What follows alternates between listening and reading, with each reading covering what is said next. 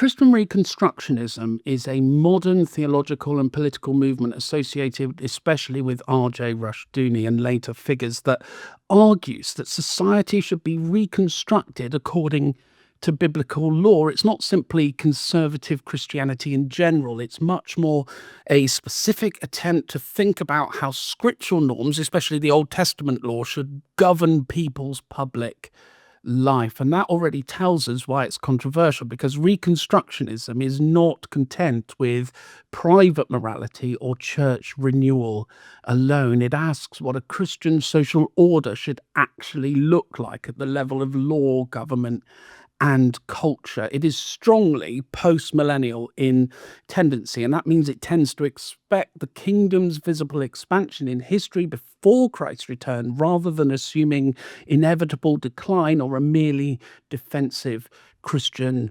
posture. Then the movement, therefore, often carries a confident, world-shaped tone. And in practice, Reconstructionism became known for theonomy, the argument that biblical civil law retains abiding relevance unless specifically altered. And critics often regard that as a severe and unrealistic attempt to transfer ancient Israelite law directly into modern society. And supporters would frame it as serious biblical obedience rather than secular compromise. Although the movement is mainly American in origin and scale, it has a place in the wider English-speaking context because some of its ideas travel. Debates about Christian law, dominion, education, family, nation, and public authority often echo Reconstructionist themes. Reconstructionism helps explain a certain modern Christian desire not merely to witness within a secular order, but to replace that order with one more explicitly governed by biblical principles. And at the same time, it shows how very different Christian political imaginations